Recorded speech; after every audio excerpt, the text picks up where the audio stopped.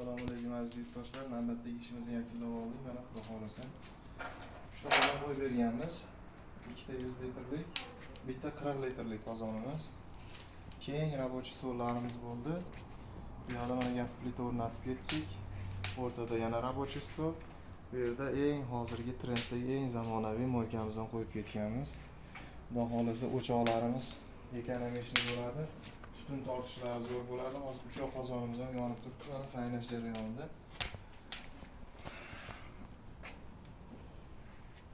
Endi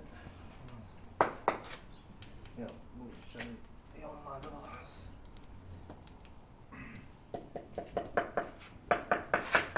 Yonboshda bo'ladi. Tortish mana shunaqa bo'ladi, xudo xolasa. Kimga shunaqa xizmatlar kerak bo'lsa, aloqaga chiqaverasizlar.